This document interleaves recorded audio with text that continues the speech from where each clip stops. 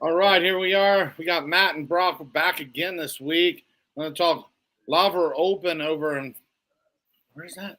Forgot already. London. London. I knew it too. Yeah, Laver Cup in London, where Team Europe plays Team the World. Team Europe's won the past four. This will be the fifth time they've played. This time will be in London. Team Europe has just all the superstars, don't they? Federer, Andy Murray, Djokovic, Tsitsipas, Casper, Ruud, Rafael, Nadal. What a lineup that is! That's like murderer's row, isn't it? Yeah, Team World looks weak. Team World will be represented by Taylor Fritz, Jack Sock, Francis Tiafoe, Diego Schwartzman, Felix Auger, Alex de Minaur, and Tommy Paul is on there too, I believe, right? Is he? I'm not even 100%. Yeah, That'd be a nice boost. Yeah, that's what I saw. Tommy Paul as well. It looks like 7-7. That's like my favorite tennis player, Tommy Paul. Yeah, Tommy Paul, I like him too. So this cup's kind of new to me. You guys know tennis better than I do, but my understanding, each guy will play a singles and some doubles. But I heard a rumor. I don't know if you guys have heard this. That Roger Federer is just going to play this doubles and then kind of dip out, kind of against the rules in a way. But he's not going to play any singles. He has officially retired, and he's just making a kind of a showing on this. Anybody else? Did you guys hear that at all about Federer? Yeah, I actually heard the same exact thing due to his knee issues he's dealing with. That was kind of factored into his retirement. You know, he basically said that his knee issues are just too much at this age. And I mean, the guy's won every single title under the sun. So, I mean, why not call it a career? Yeah. So that match will be, you'll have the doubles match tomorrow night. That'll be the last match, I think, of the evening. You'll have Rafael Nadal and Roger Federer back at it against Jack Sock and Francis Tiafoe. So should be interesting. Well, I guess we could jump right into that first since we've already brought it up. We got what do we got here? We got Federer and Nadal minus 155 on that. Pretty much, yeah. So, how you guys see this playing out? Well, go ahead. You can go ahead. Okay. I'm kind of Matt and I were talking about this a little bit earlier before the show, and I'm kind of on the same page as him. I just think taking the and personally this is my only play on the Laver Cup is going to be Sock and Tiafoe in that doubles matchup against Federer and Nadal. They're plus 127. That's pretty good odds for a guy like Jack Sock, who tends to win a lot when it comes to doubles. I mean, the guy's got a lot of titles. On the flip side, singles, not so much. But, this is a different game. Doubles is entirely different. You got Federer with a busted up knee. You got Nadal, who didn't really look too hot when he came back from his injury. Couple banged up veterans that are basically on their way to retirement. I'd say Tiafoe and Sock pretty much take them out. I'm going to go with them money line plus 127. All right. What about you, Matt? You following the same? I gotta agree, and I've told John before on Facebook Messenger that I think Jack Sock is actually, believe it or not, one of the best doubles players in the world, and I think it'll come out tomorrow. And like Brock said, he's not very good at singles. John did bring up that he has a singles match in the morning, but I'm pretty sure he'll probably get blown off the court and have plenty of time to rest. And I do trust Sock here, and it'll be nice to see Fed one last time, but apparently, I guess you already stated that this might be his last match ever, at least professionally. So how does this work? Do either one of you guys know if Nadal and Federer would lose the first match, are they eliminated or how does it work? I'm not 100% on if they're. I think they might just be kind of like friendlies. I'm not sure if it's exhibition. Yeah, I'm not too sure how the how the doubles are working. I'm pretty sure it's just like just an exhibition type of thing. Yeah, I read up it. They kind of get a point for each time they win, and so that's how they do the scoring system. Um, so maybe it's safe to say that Sock and Tiafoe wouldn't play again in doubles. Another two on the world will play against two others in Europe in a doubles, I would guess as well. Does that sound about right? Yeah, it's looking like I actually have the format here. I just pulled it up. So it says the event consists of 5 sessions played over 3 days. So this is going from Friday to Sunday. Mm-hmm. Both singles and doubles, of course, best of 3 sets. In the event of split sets, the third set is a 10-point match tiebreaker. So I don't know exactly what that means. I guess first 1 to 10, I'm assuming. So they don't need to win by 2, is what I'm assuming. And then at least 4 of the 6 players must play doubles. No doubles combination is played more than once. Okay. For the decider on day 3, if points are 12 to 12, so it is a point scoring system, the winning team must reach 13 points. So in the event of a tie, after all 12 matches are played, a final overtime doubles match, I guess, it says a decider is played as a regular set with regular scoring and a tie break. So, All right. That's some good information. Don't look like, it'll probably be a tie. Team Europe will probably take care of this and take care of it quickly. It will go till Sunday, I read it. It won't end any earlier than Sunday. Yeah, it's a 3-day thing, and yeah, back to the 10-point tiebreaker that Brock was mentioning. That is normally just for doubles. I'm not sure if it's going for singles, but that's normally just. And it doesn't, to me, guys. I played doubles and singles. It doesn't make any sense because doubles is less work. So I don't know why they punish the singles guys and make them play out a third set rather than a 10-point tiebreaker, which lasts about 10 minutes. So it's just they've done that in Atlanta forever, where they let the doubles guys play a 10-point tiebreaker, and it's just while the singles guys are 90-degree heat, they're just playing the 3 sets tiebreakers and all that all the way to 7-6. It's just insane that they let the doubles guys off the hook.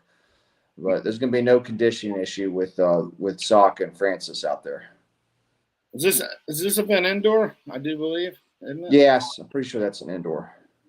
All right. So let's move into the next one. We're gonna have Casper, Ruud, and Jack Sock. Ruud's the big favorite here, minus 400. We haven't found spread betting or totals. We'll just make our own up. I would guess the spread's minus 4.5. I was going to say 4.5. probably right around there, -4, -5. And total's probably 21.5. Usually something like this, 20.5, 21. I think it's Yeah, it might be 20, 21. We'll see if they come out with totals. So with Jack Sock being a big favorite, neither one of you think he really has a chance in this match? Well, he's a big dog, but Yep. Casper's the heavy fave. But you just never know. The problem is we already said it's an exhibition. So I mean, could somebody slip up here? I mean, I don't think it'll be Casper, but I don't know, Brock, what you think about it. I mean, he might be able to sneak a win just because, like we were just saying, this is kind of just, these are like friendlies. They're not going to get any points for the ATP. It's not an ATP 250, 500 or 1000 event. So, I mean, he could end up winning. I do know, let me see here. Who was he playing against, man? He was playing against somebody really recently. That's a little bit better. Let me check. I'm pulling it up right now. I think he was whooping him and he had to retire or something. Sock, he retired against Schwartzman and he was up 2-1. Yeah, that was the U.S.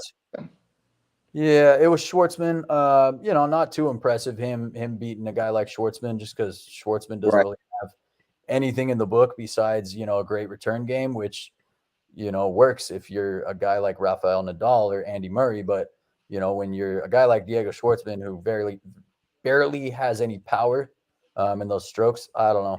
Maybe you just kind of, take that Jack Sock almost winning before Schwartzman has to retire. Just take that and, write it off because it is, a weaker opponent. you know, he had a decent showing against Maxime. Am I saying that correctly, Matt? Maxime Cressy, who is one of the better American players right now, you know, and I mean, he didn't have a great showing against him. He didn't have a terrible one, but you know, against a guy like Casper Ruud, it'd be really hard to take that plus 300 or, you know, whatever Jack Sock's sitting at your book. I would probably maybe avoid it. Unless there's a total, I'd take the under. Yeah, I think there's more than anything bragging rights. Like I said, Team Europe's won all 4. And what I do know is each winner will receive $250,000. I don't know how much money that is to a lot of them guys, but a lot of money to me. That's probably a lot. Casper's made a couple finals now. But I mean, I think pride is also on the line, guys, and I don't think Casper wants to ever say he lost to Jack Sock. And Brock's right about Schwartzman. However, in that third set in the U.S. Open, Schwartzman bageled Sock. So that's pretty embarrassing to get bageled to Schwartzman. I think I could probably take a game off him, but that's Sock has never ever been able to break out in singles, guys. I mean, his whole career. So it's going to be very hard for him to beat Casper. Casper's pretty much on the top of his game. I mean, correct me if I'm wrong. He made the U.S. Open final and the Wimbledon final, which I can understand maybe one of those, but to make both of them, and then unfortunately, you know, he's going against better competition in the finals, but you got to give him credit for getting there. I don't think anybody would have predicted that at the start of the season. And I used to be a huge Sock fan, and I kind of got well away from his bandwagon. And I actually like Casper better. I've been rooting for Casper, and he's surprisingly good on hard court, where most people thought he was just good on clay court. So definitely, if I was a millionaire, I'd probably throw $400,000 if they let me on Casper. But. All right, or maybe even throw him in a parlay. Maybe you can throw him in a parlay on this next open parlay. We got Schwartzman, as you were speaking about, against Stefanos. Tsitsipas, if I said that right, pretty close, yep. I think. Schwartzman is the small, not too big a dog. Tsitsipas is minus 270. I mean, you parlay those two, you're still looking at minus 140, 150, if I had to guess. Any chance for Schwartzman here? Is Tsitsipas going to run away with this match too? You know, this is another one of those. I'm not gonna lie. I mean, gonna be a tough ask for a guy like Diego Schwartzman to beat Tsitsipas, but I mean, he did just lose to Daniel Galan, who's not, you know, a world beater, but you know, he's been playing pretty great. So I don't know, maybe we give Tsitsipas a free pass there. He did go all the way to the finals in Cincinnati, and this is going to be hard court. Cincinnati was hard court. I don't know. I mean, it's going to be really hard to take a guy like Schwartzman, but then again, I mean, do you want to lay that minus? God, I don't even know what is he here. Minus. Okay. I'm seeing minus 265. I mean, maybe you take a shot with Diego for plus 225. The thing about Schwartzman is, even though he's weak and, you know, he doesn't really have anything that you're going to, he doesn't make any errors. You know, I mean, that's a decent, you know, I mean, some of these guys that don't make errors, you see them win matches simply just because they're playing against a guy who loves to just smash the ball and they just have, you know, 50 plus unforced errors and then they lose because of it. So Tsitsipas definitely is one of those guys. Sometimes he makes a ton of unforced errors. This might be the one upset I could see happening, but I don't know if I'd lay any money on it. It's tough. We talked about Schwartzman. He's at a disadvantage in height. I'm sure any other physical attribute you want to throw out there, it's almost like David versus Goliath. I mean, the line is saying that yes, it's possible. If it was clay court, I would give him a shot. I would actually play that plus 200. But on a hard court, I'm assuming Tsitsipas is wanting to come out to show himself a little bit. He likes to show off. I can't really stand him, so I'll be rooting for Diego, but I don't see him winning. All right, maybe we'll throw him in a parlay and hope for the best. Like I said, minus 140. If you think there's no chance of either one of them losing, I'm not saying no chance, but pretty safe bets. Well, Brock's right. I think Diego would be the one maybe dog that for the singles, but actually this next one's a lower price, so we could go right into that one if you want. All right, let's do it. We got Andy Murray, and if I say his name right, Alex de Minaur. Is that right? De Minaur. Yeah. Minaur. Yeah. All right. Minaur is minus 150. It's bounced around. Brock showed it a little lower. Matt shows it a little higher, vice versa, one of the two. So we'll just use minus 150 there. That's probably what? Minus 2.5 sets, minus 1.5 or games, I mean. Something like that. It's probably really Yeah. pick them. Yeah. It would be right in there. Yeah, it would be, minus a half, minus one, maybe minus 1.5. Sometimes you see those almost pick'ems, minus 1.5. Yeah. So maybe the world can get at least a point on the first day in this match if Minaur. Where's he from? You guys know? He's from Australia. I actually did get to see him in Atlanta. He won the Atlanta Open. I think highly of him. I mean, when he's focused, I mean, some of the bigger events he struggles in, but he's won Atlanta twice, which I think Atlanta is only a 250, but there were still some decent. Francis was there. There was some deep. Brooksby was there. There was some decent players. So I have a lot of respect for him. And Murray, I mean, has came on lately. He's making a comeback, I guess, from being hurt. I can't. It's hard to just say every favorite's going to win. But if I had to pick, I go with the Aussie here over the Brit. Even though he's going to have obviously the home fans in London rooting for him. But I think that'll fire up the Aussie, and I think he gets it done. I don't know what you think, Brock. This is another one of those matches where you just, it's tough to make a decision. I mean, if they come out with the total, I would hammer the living daylights out of the over. These guys are pretty much kind of very similar play styles. They both like to rally. They're both kind of great return games. Minaur is not really too overpowering. He's not a guy that's going to crush you, but he makes very few unforced errors. Really tough to bet against a guy like Minaur just because his consistency. Andy Murray being as old as he is, and having issues. I think he be played. A favorite, they're. I'm sure some Brits will go in there and back the hell out of him tomorrow, and they'll probably come out disappointed. But I mean, anything can happen. I could definitely see a 3-setter there. Well, yeah. I think the other thing we need to look at this as is almost like the NBA All-Star Game or the Major League.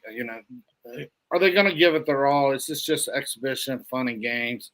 So careful on betting maybe a minus 400 or something because I mean I'm sure like you guys said, Casper don't want to lose to Jack Sock, but it could at the end of the day, it's for exhibition. It's for a little bit of pride and a little, the winner gets 250,000 on that team, not per match. But I don't know how much money that is to a lot of these guys, to be honest. I mean, it sounds like a lot to you and I, but to like Roger Federer, that's probably freaking pocket change. No, I don't think Fed is worried about that, and Djokovic or Nadal. But someone like Jack Sock, who I mean, I don't think he's had a lot of paydays lately. I mean, he's still probably well off or whatever, but he's not really. Casper's been getting paid, so maybe there is that like Sock's like we gotta.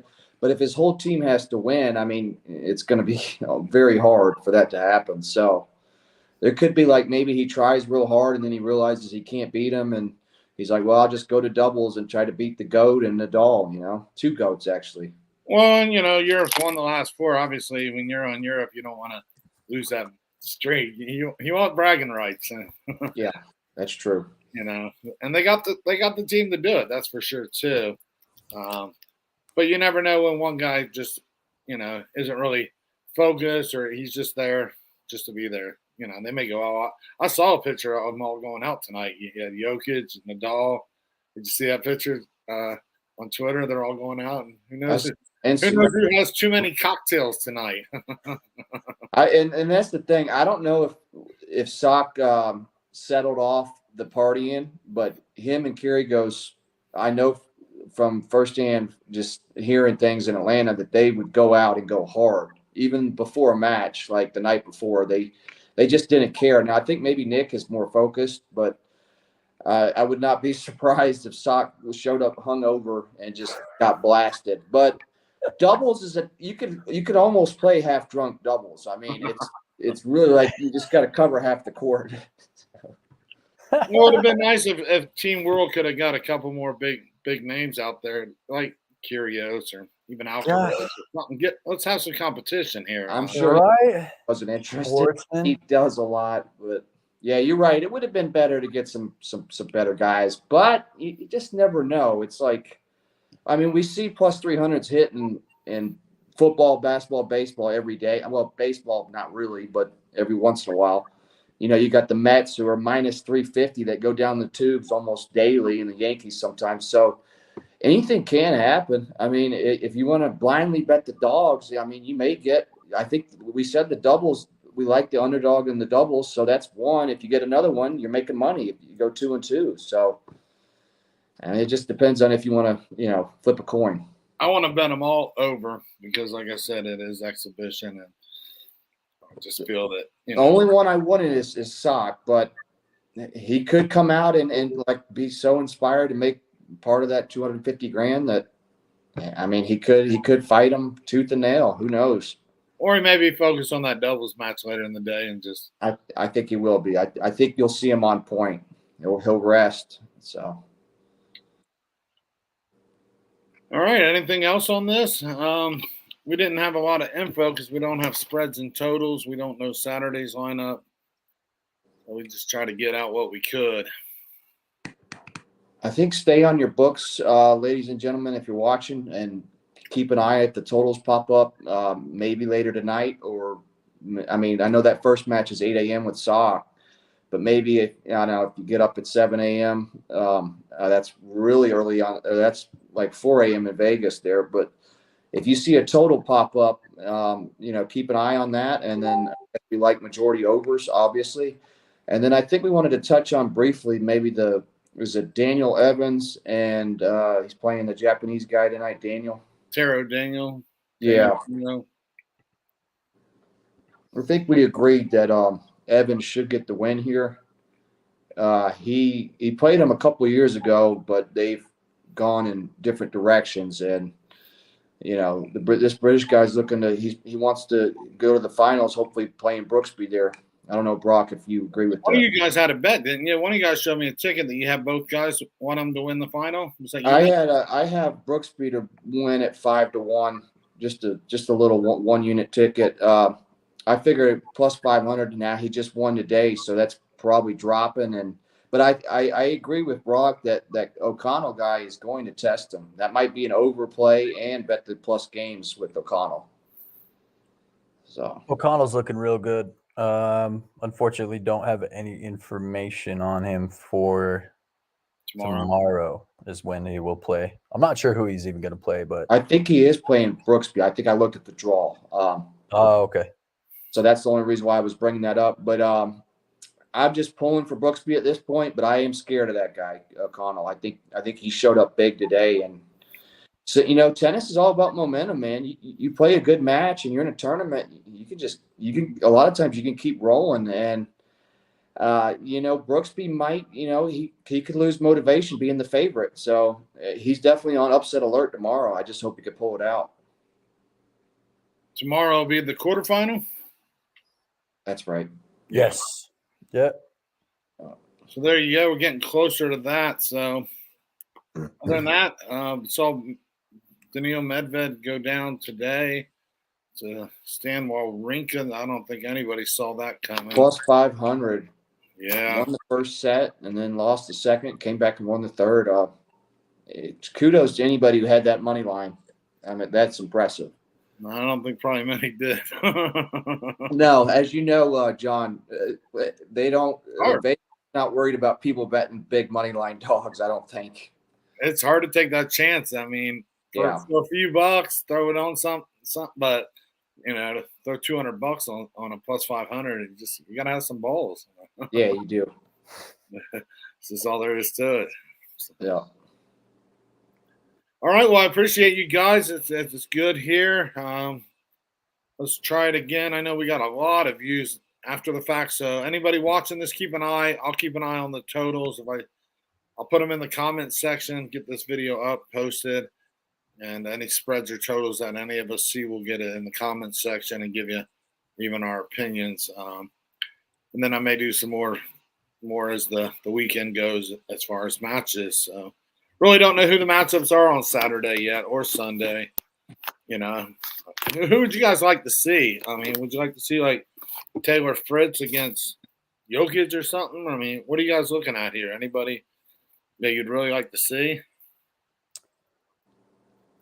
I mean, have all these guys always played each other? I mean, has Nadal played Francis? Well, yeah, they just played actually. Well, you guys already told me that Fed's probably done tomorrow, but I would love to see it. And well, obviously, Fed can't play Nadal, but if he could play singles against someone of that caliber, but Djokovic is on their team too. So I would love to see Fed play one more singles match, but apparently we're not going to see it. So it's kind of deflating, but that's the tennis world. It's always like guys pulling out or doing some, there's a lot of injuries. So did Venus retire too this year? I think that's right. Oh, Brock. Serena did. Obviously Serena. Yes, Serena's out. So losing them all, it sounds like this year, and Nadal's not far behind. I doubt he goes much more than, I don't know, a year maybe. Yeah, I think Brock was right when he said that both Fed and Nadal were they're pretty much cooked like bacon. But I wish we could see Fed and Nadal one last time. Like, even though it's an exhibition, that would have been really cool. But obviously, they're both on Europe, so it'd be great for TV. That would have been fun. I would love to just see Fed one last time. Like, I was actually asking the guy today, I was like, where is this cup at? Like, he's like, and he didn't know. And then I found out I was in London. I was like, no, there's no way I'm making that trip. But I'm sure some people are. All right. Well, you guys have a good week, and thanks again for coming on. We'll do it again soon sometime. All right. All right, fellas. Good luck tonight if you played any football. Yeah, good luck on that. Who you got, Matt? Who you got in the football? Man, I'm rooting the heck out of Cleveland, but it's such a hard team to back. I mean, I just hope they can pull out a win. They always struggle against Pittsburgh. I don't know what you think about that game. 33-6-1 the last 20 years. We just talked about that yesterday. So Pittsburgh is. Yeah, that was all. Yeah, you can't, dude. That's solid and. Man, I'm just like I'm a Atlanta Falcons guy, but Cleveland's like my backup club, and they just always disappoint. I don't know how they lost to the Jets last week. I still need to watch that footage.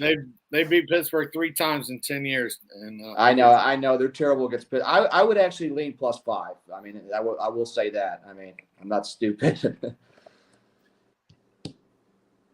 All right. What about you? Playing football? I just got the college football, actually. Georgia State and whoever they're playing. Coastal Carolina. Just got the over on that one. All right. I think it's 62 or something. Yeah, a lot of points. A lot of points in that one. So a couple little extra bonus there if anybody's into football. So all right, guys, have a good week, and we'll do it again. Take care, fellas. All right. See you. Thanks. Have a good day.